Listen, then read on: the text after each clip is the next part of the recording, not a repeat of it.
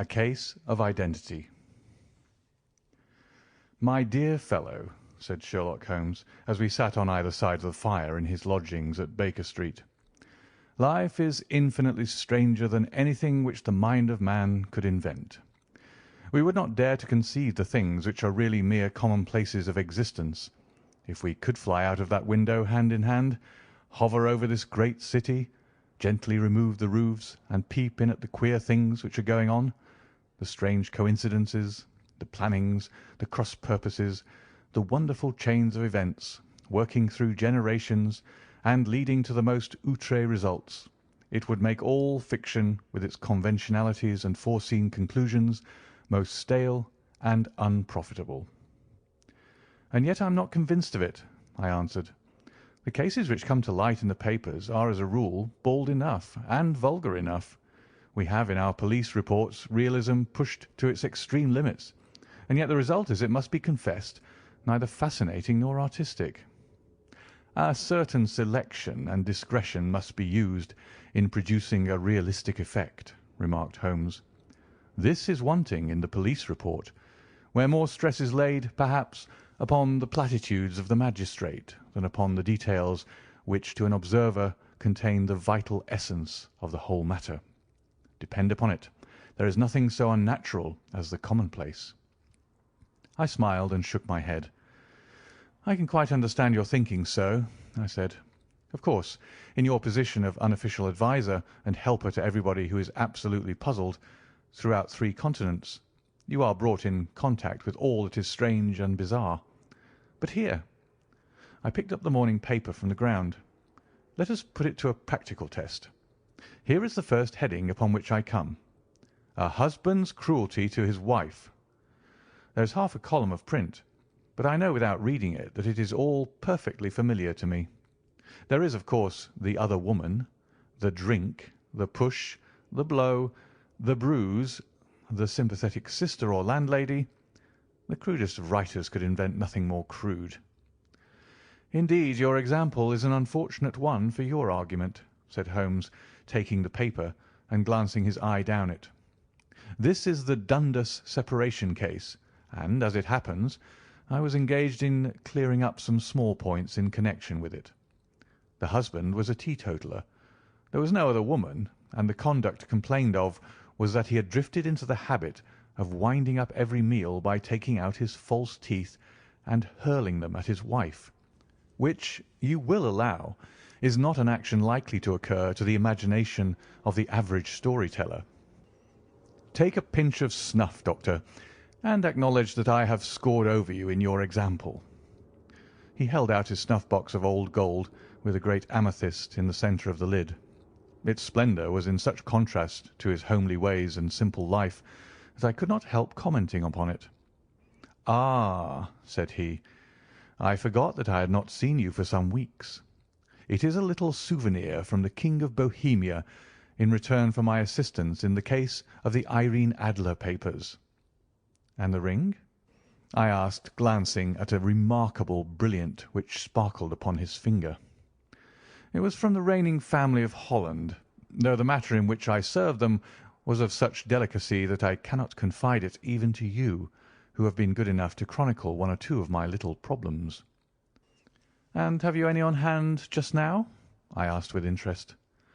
"Some 10 or 12, but none which present any feature of interest. They are important, you understand, without being interesting. Indeed, I have found that it is usually in unimportant matters that there is a field for the observation and for the quick analysis of cause and effect which gives the charm to an investigation. The larger crimes are apt to be the simpler, for the bigger the crime, the more obvious, as a rule, is the motive. In these cases, save for one rather intricate matter which has been referred to me from Marseilles, there is nothing which presents any features of interest. It is possible, however, that I may have something better before very many minutes are over, for this is one of my clients, or I am much mistaken." He had risen from his chair and was standing between the parted blinds, gazing down into the dull, neutral-tinted London street. Looking over his shoulder, I saw that on the pavement opposite there stood a large woman with a heavy fur boa round her neck, and a large curling red feather in a broad-brimmed hat, which was tilted in a coquettish Duchess of Devonshire fashion over her ear. From under this great panoply she peeped up in a nervous, hesitating fashion at our windows, while her body oscillated backward and forward, and her fingers fidgeted with her glove buttons. Suddenly, with a plunge, as of the swimmer who leaves the bank, she hurried across the road, and we heard the sharp clang of the bell. "I have seen those symptoms before," said Holmes, throwing his cigarette into the fire. "Oscillation upon the pavement always means an affaire de coeur. She would like advice, but is not sure that the matter is not too delicate for communication. And yet even here we may discriminate. When a woman has been seriously wronged by a man, she no longer oscillates, and the usual symptom is a broken bell wire. Here we may take it that there is a love matter, but that the maiden is not so much angry as perplexed or grieved. But here she comes in person to resolve our doubts." As he spoke there was a tap at the door, and the boy in buttons entered to announce Miss Mary Sutherland, while the lady herself loomed behind his small black figure like a full-sailed merchantman behind a tiny pilot-boat. Sherlock Holmes welcomed her with the easy courtesy for which he was remarkable, and having closed the door and bowed her into an armchair, he looked her over in the minute and yet abstracted fashion which was peculiar to him. "Do you not find," he said, "that with your short sight it is a little trying to do so much typewriting?" "I did at first," she answered, "but now I know where the letters are without looking." Then suddenly, realizing the full purport of his words, she gave a violent start and looked up with fear and astonishment upon her broad, good-humoured face. "You've heard about me, Mr. Holmes," she cried, "else how could you know all that?" "Never mind," said Holmes, laughing. "It is my business to know things. Perhaps I've trained myself to see what others overlook. If not, why should you come to consult me?" "I came to you, sir, because I heard of you from Mrs. Etheridge, whose husband you found so easy when the police and everyone had given him up for dead. Oh, Mr. Holmes, I wish you would do as much for me. I'm not rich, but still I have 100 a year in my own right, besides the little that I make by the machine, and I would give it all to know what has become of Mr. Hosmer Angel." "Why did you come away to consult me in such a hurry?" asked Sherlock Holmes, with his finger-tips together and his eyes to the ceiling. Again a startled look came over the somewhat vacuous face of Miss Mary Sutherland. "Yes, I did bang out of the house," she said, "for it made me angry to see the easy way in which Mr. Windibank, that is, my father, took it all. He would not go to the police, and he would not go to you, and so at last, as he would do nothing and kept on saying that there was no harm done, it made me mad, and I just on with my things and came right away to you." "Your father?" said Holmes. "Your stepfather, surely, since the name is different." "Yes, my stepfather. I call him father, though it sounds funny too, for he is only 5 years and 2 months older than myself." "And your mother is alive?" "Oh, yes, mother is alive and well. I wasn't best pleased, Mr. Holmes, when she married again so soon after father's death, and a man who was nearly 15 years younger than herself. Father was a plumber in the Tottenham Court Road, and he left a tidy business behind him, which mother carried on with Mr. Hardy, the foreman. But when Mr. Windibank came, he made her sell the business, for he was very superior, being a traveller in wines. They got £4,700 for the goodwill and interest, which wasn't near as much as father could have got if he had been alive." I had expected to see Sherlock Holmes impatient under this rambling and inconsequential narrative, but on the contrary he had listened with the greatest concentration of attention. "Your own little income," he asked, "does it come out of the business?" "Oh, no, sir. It is quite separate, and was left me by my Uncle Ned in Auckland. It is in New Zealand stock, paying 4.5%. £2,500 was the amount, but I can only touch the interest." "You interest me extremely," said Holmes, "and since you draw so large a sum as 100 a year, with what you earn into the bargain, you no doubt travel a little and indulge yourself in every way. I believe that a single lady can get on very nicely upon an income of about £60. "I could do with much less than that, Mr. Holmes, but you understand that as long as I live at home I don't wish to be a burden to them, and so they have the use of the money just while I am staying with them. Of course, that is only just for the time. Mr. Windibank draws my interest every quarter and pays it over to my mother, and I found that I can do pretty well with what I earn at typewriting. It brings me 2d. a sheet, and I can often do from 15 to 20 sheets in a day." "You have made your position very clear to me," said Holmes. "This is my friend, Dr. Watson, before whom you can speak as freely as before myself. Kindly tell us now all about your connection with Mr. Hosmer Angel."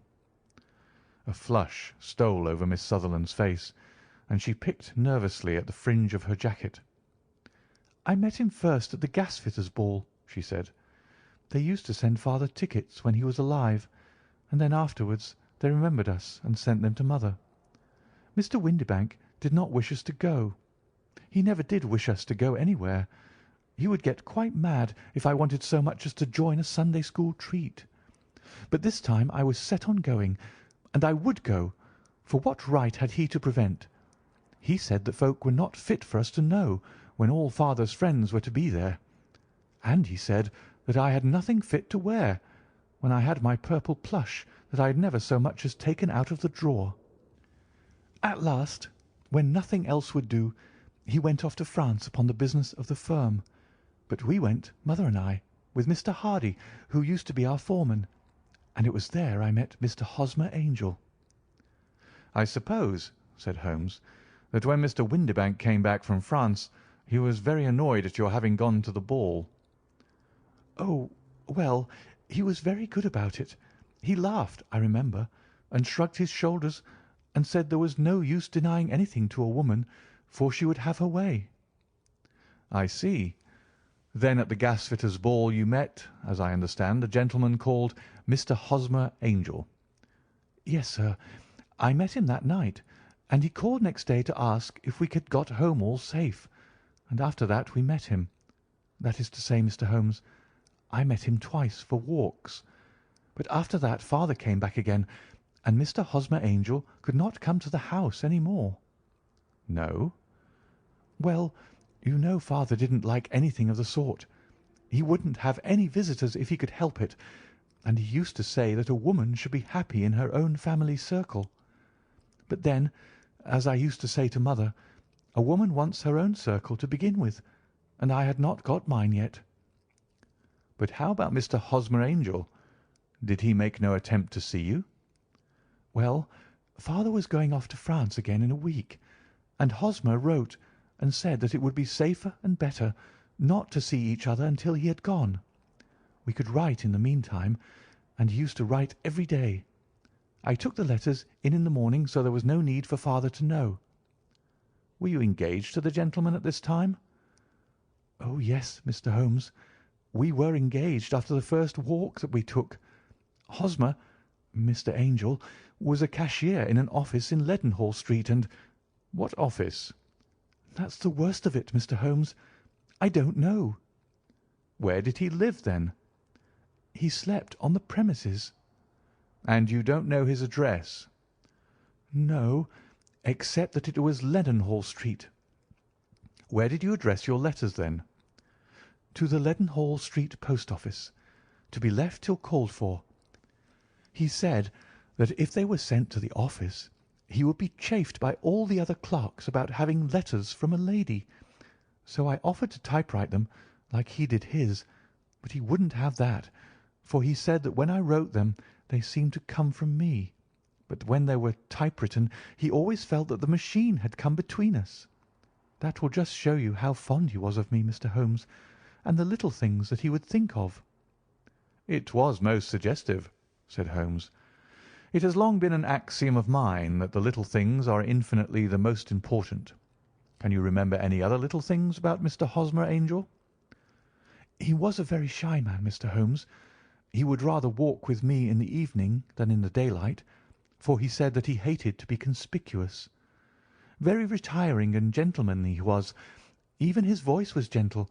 He'd had the quinsy and swollen glands when he was young, he told me, and it had left him with a weak throat and a hesitating, whispering fashion of speech. He was always well dressed, very neat and plain, but his eyes were weak, just as mine are, and he wore tinted glasses against the glare." "Well, and what happened when Mr. Windibank, your stepfather, returned to France?" "Mr. Hosmer Angel came to the house again and proposed that we should marry before father came back. He was in dreadful earnest, and made me swear with my hands on the testament that whatever happened I would always be true to him. Mother said he was quite right to make me swear, and that it was a sign of his passion. Mother was all in his favour from the first, and was even fonder of him than I was. Then, when they talked of marrying within the week, I began to ask about father, but they both said never mind about father, but just to tell him afterwards, and mother said she would make it all right with him. I didn't quite like that, Mr. Holmes. It seemed funny that I should ask his leave, as he was only a few years older than me. But I didn't want to do anything on the sly, so I wrote to father at Bordeaux, where the company has its French offices. But the letter came back to me on the very morning of the wedding." "It missed him, then?" "Yes, sir, for he had started to England just before it arrived." "Ha! That was unfortunate. Your wedding was arranged, then, for the Friday. Was it to be in church?" "Yes, sir, but very quietly. It was to be at St. Saviour's, near King's Cross, and we were to have breakfast afterwards at the St. Pancras Hotel. Hosmer came for us in a hansom, but as there were two of us, he put us both into it and stepped himself into a four-wheeler, which happened to be the only other cab in the street. We got to the church first, and when the four-wheeler drove up we waited for him to step out, but he never did, and when the cabman got down from the box and looked, there was no one there. The cabman said he could not imagine what had become of him, for he had seen him get in with his own eyes. That was last Friday, Mr. Holmes, and I have never seen or heard anything since to throw any light upon what became of him." "It seems to me that you have been very shamefully treated," said Holmes. "Oh, no, sir. He was too good and kind to leave me so. Why, all the morning he was saying to me that whatever happened, it was to be true, and that even if something quite unforeseen occurred to separate us, I was always to remember that I was pledged to him and that he would claim his pledge sooner or later. It seems strange talk for a wedding morning, but what has happened since gives a meaning to it." "Most certainly it does. Your own opinion is, then, that some unforeseen catastrophe has occurred to him?" "Yes, sir.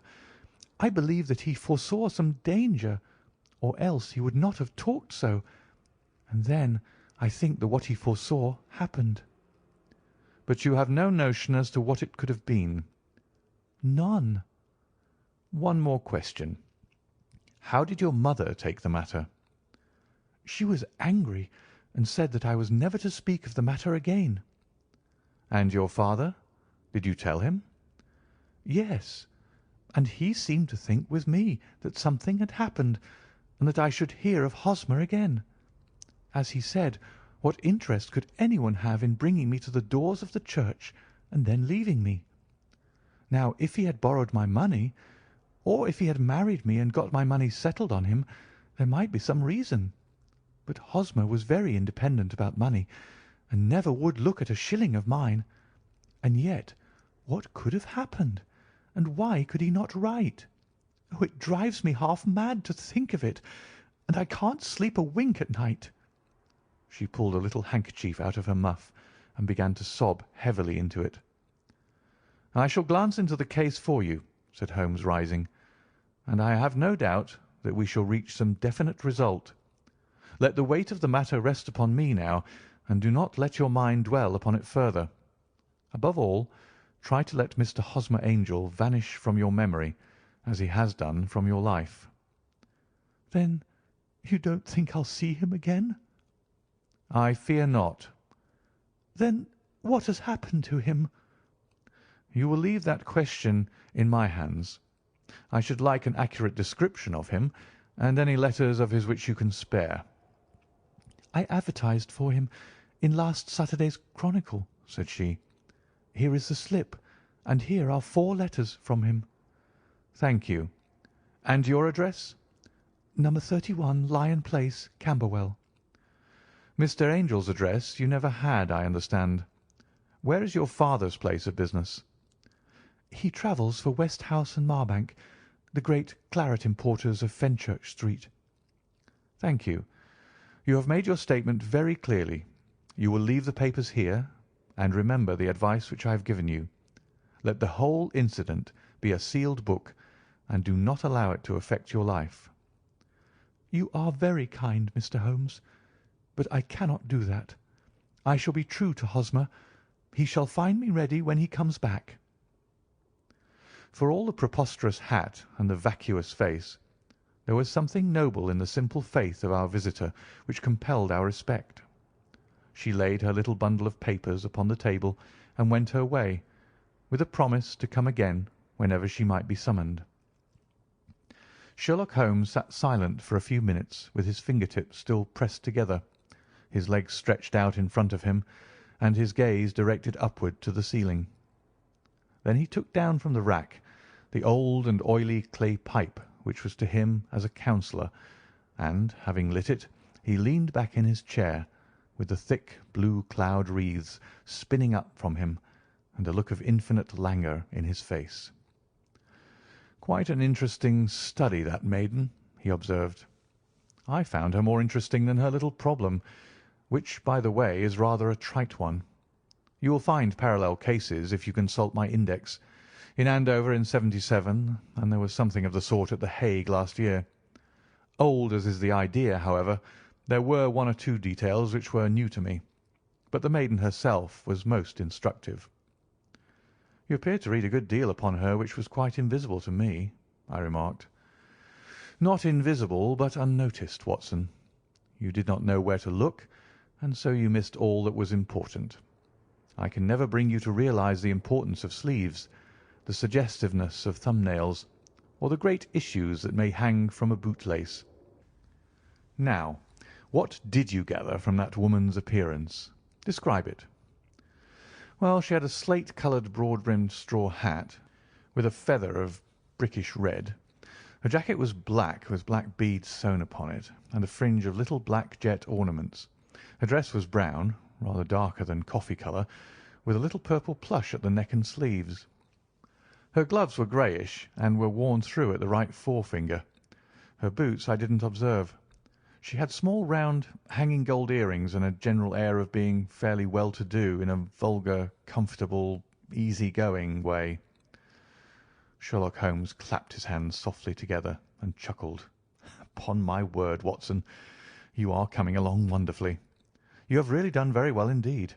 It is true that you have missed everything of importance, but you have hit upon the method, and you have a quick eye for colour. Never trust to general impressions, my boy, but concentrate yourself upon details. My first glance is always at a woman's sleeve. In a man it is perhaps better first to take the knee of the trouser. As you observe, this woman had plush upon her sleeves, which is a most useful material for showing traces. The double line a little above the wrist, where the typewritist presses against the table, was beautifully defined.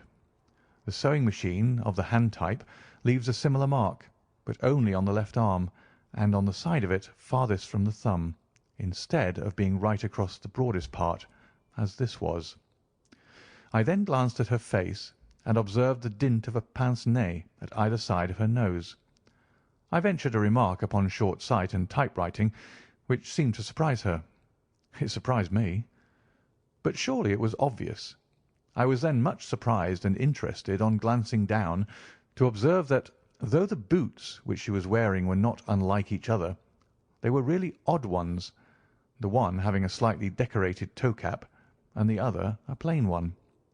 One was buttoned only in the 2 lower buttons out of 5, and the other at the first, third, and fifth. Now, when you see that a young lady, otherwise neatly dressed, has come away from home with odd boots, half buttoned, it is no great deduction to say that she came away in a hurry. "And what else?" I asked, keenly interested, as I always was, by my friend's incisive reasoning. "I noted in passing that she had written a note before leaving home, but after being fully dressed. You observed that her right glove was torn at the forefinger, but you did not apparently see that both glove and finger were stained with violet ink. She had written in a hurry and dipped her pen too deep. It must have been this morning, or the mark would not remain clear upon the finger. All this is amusing, though rather elementary, but I must go back to business, Watson. Would you mind reading me the advertised description of Mr. Hosmer Angel?" I held the little printed slip to the light. "Missing," it said, "on the morning of the 14th, a gentleman named Hosmer Angel, about 5'7" in height, strongly built, sallow complexion, black hair, a little bald in the centre, bushy, black side whiskers and moustache, tinted glasses, slight infirmity of speech, was dressed when last seen in black frock coat faced with silk, black waistcoat, gold Albert chain, and grey Harris tweed trousers, with brown gaiters over elastic-sided boots. Known to have been employed in an office in Leadenhall Street. Anybody bringing—" "That will do," said Holmes. "As to the letters," he continued, glancing over them, "they are very commonplace. Absolutely no clue in them to Mr. Angel, save that he quotes Balzac once. There is one remarkable point, however, which will no doubt strike you." "They are typewritten," I remarked. "Not only that, but the signature is typewritten. Look at the neat little Hosmer Angel at the bottom. There is a date, you see, but no superscription except Leadenhall Street, which is rather vague. The point about the signature is very suggestive. In fact, we may call it conclusive." "Of what?" "My dear fellow, is it possible you do not see how strongly it bears upon the case?" "I cannot say that I do, unless it were that he wished to be able to deny his signature if an action for breach of promise were instituted." "No, that was not the point. However, I shall write 2 letters, which should settle the matter. One is to a firm in the City, the other is to the young lady's stepfather, Mr. Windibank, asking him whether he could meet us here at 6 o'clock to-morrow evening. It is just as well that we should do business with the male relatives. And now, Doctor, we can do nothing until the answers to those letters come, so we may put our little problem upon the shelf for the interim." I had had so many reasons to believe in my friend's subtle powers of reasoning and extraordinary energy in action that I felt that he must have some solid grounds for the assured and easy demeanour with which he treated the singular mystery which he had been called upon to fathom. Once only had I known him to fail, in the case of the King of Bohemia and of the Irene Adler photograph. But when I looked back to the weird business of the sign of the 4, and the extraordinary circumstances connected with the study in scarlet, I felt that it would be a strange tangle indeed which he could not unravel. I left him then, still puffing at his black clay pipe, with the conviction that when I came again on the next evening I would find that he held in his hands all the clues which would lead up to the identity of the disappearing bridegroom of Miss Mary Sutherland. A professional case of great gravity was engaging my own attention at the time, and the whole of the next day I was busy at the bedside of the sufferer. It was not until close upon 6 o'clock that I found myself free and was able to spring into a hansom and drive to Baker Street, half afraid that I might be too late to assist at the denouement of the little mystery. I found Sherlock Holmes alone, however, half asleep, with his long, thin form curled up in the recesses of his armchair. A formidable array of bottles and test tubes, with the pungent, cleanly smell of hydrochloric acid, told me that he had spent his day in the chemical work which was so dear to him. Well, have you solved it? I asked as I entered. Yes, it was the bisulfate of baryta. No, no, the mystery, I cried. Oh, that! I thought of the salt that I had been working upon. There was never any mystery in the matter, though, as I said yesterday, some of the details are of interest. The only drawback is that there is no law, I fear, that can touch the scoundrel. Who was he, then, and what was his object in deserting Miss Sutherland? The question was hardly out of my mouth, and Holmes had not yet opened his lips to reply, when we heard a heavy footfall in the passage and a tap at the door. "This is the girl's stepfather, Mr. James Windibank," said Holmes. "He has written to me to say that he would be here at 6. Come in." The man who entered was a sturdy, middle-sized fellow, some 30 years of age, clean-shaven and sallow-skinned, with a bland, insinuating manner and a pair of wonderfully sharp and penetrating grey eyes. He shot a questioning glance at each of us, placed his shiny top hat upon the sideboard, and with a slight bow sidled down into the nearest chair. "Good evening, Mr. James Windibank," said Holmes. "I think that this typewritten letter is from you, in which you made an appointment with me for 6 o'clock." "Yes, sir. I'm afraid that I'm a little late, but I'm not quite my own master, you know.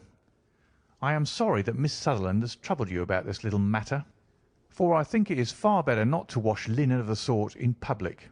It was quite against my wishes that she came, but she is a very excitable, impulsive girl, as you may have noticed, and she is not easily controlled when she's made up her mind on a point. Of course, I did not mind you so much, as you are not connected with the official police, but it is not pleasant to have a family misfortune like this noised abroad.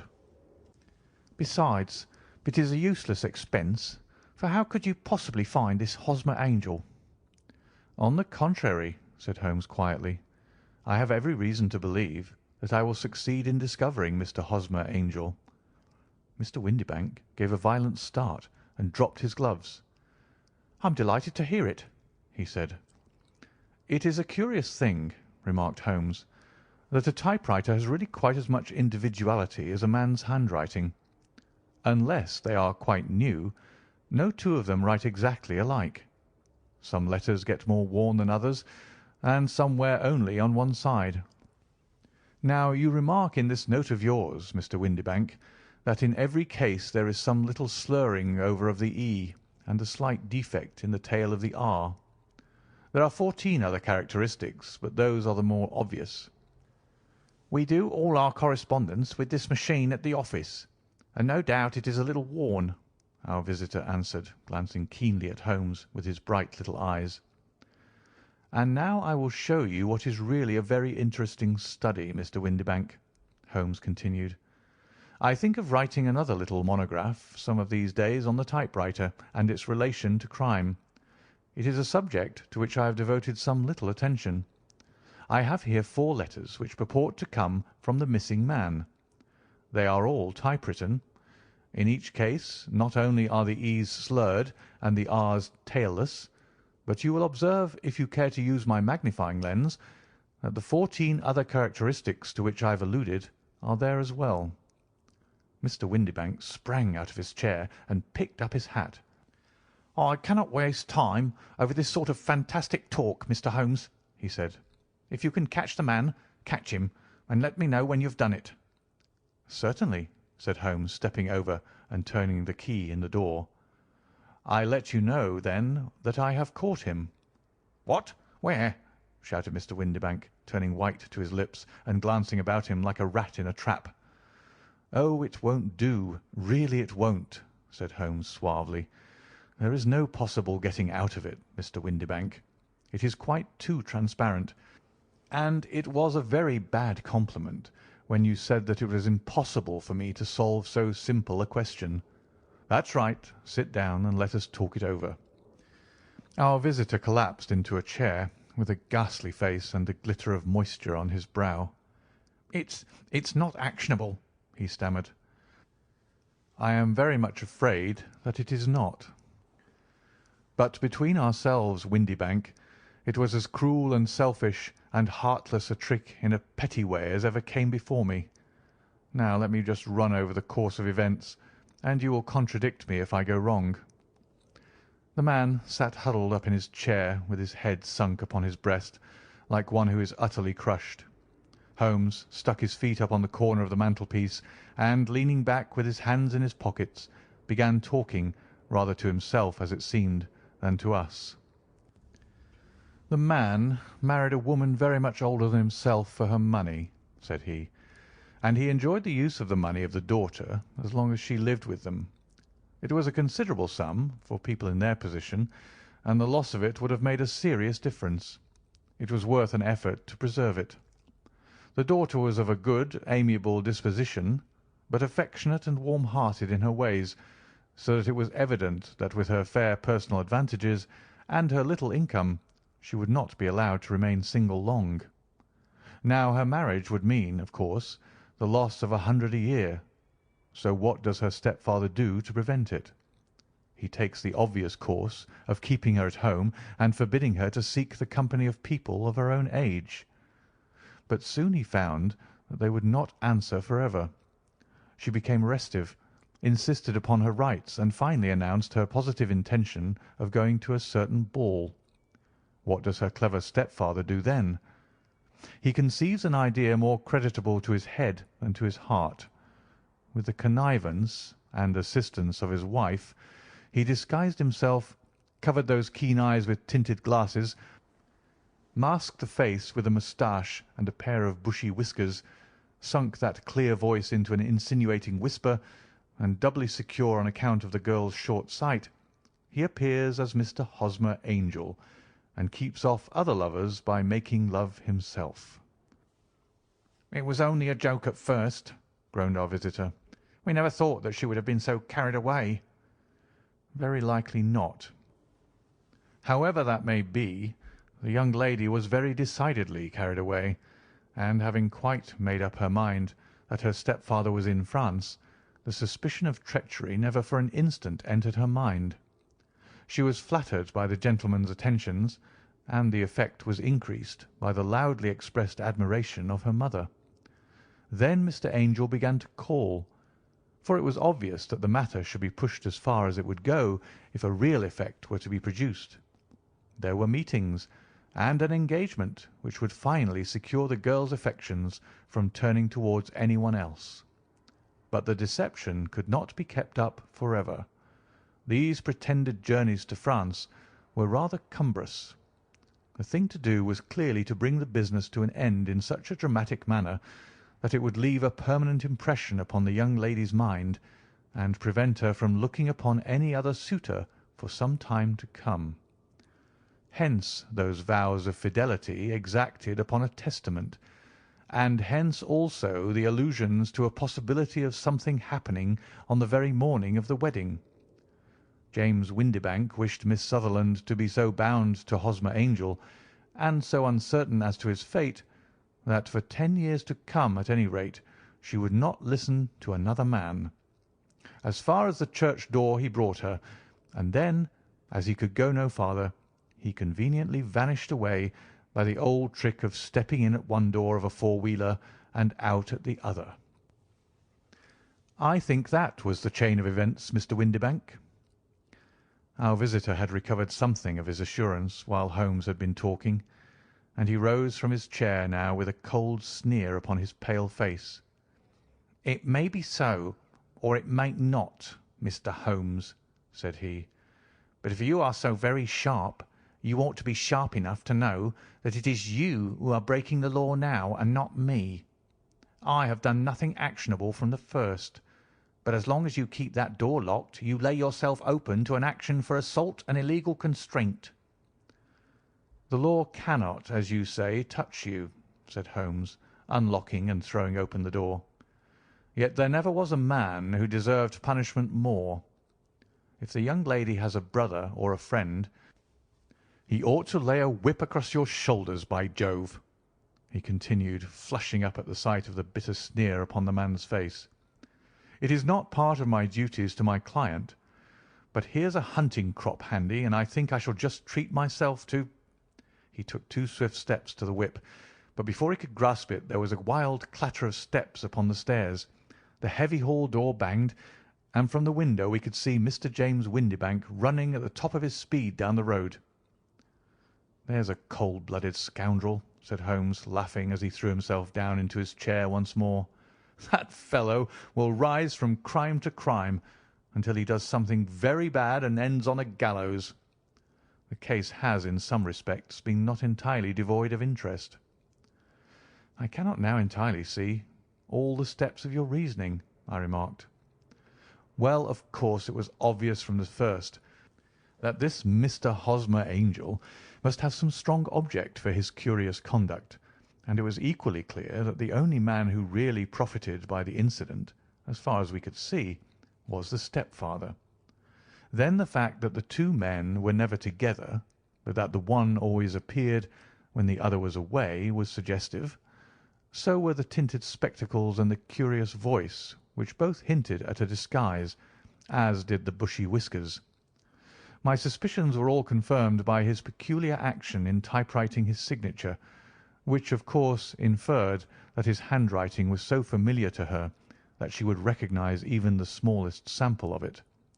You see, all these isolated facts, together with many minor ones, all pointed in the same direction." "And how did you verify them?" "Having once spotted my man, it was easy to get corroboration. I knew the firm for which this man worked. Having taken the printed description, I eliminated everything from it which could be the result of a disguise, the whiskers, the glasses, the voice, and I sent it to the firm with a request that they would inform me whether it answered to the description of any of their travellers. I had already noticed the peculiarities of the typewriter, and I wrote to the man himself at his business address, asking him if he would come here. As I expected, his reply was typewritten and revealed the same trivial but characteristic defects. The same post brought me a letter from Westhouse and Marbank of Fenchurch Street to say that the description tallied in every respect with that of their employee, James Windibank." "And Miss Sutherland?" "If I tell her, she will not believe me. You may remember the old Persian saying, 'There is danger for him who taketh the tiger cub, and danger also for whoso snatches a delusion from a woman.' There is as much sense in Hafiz as in Horace, and as much knowledge of the world." End of A Case of Identity.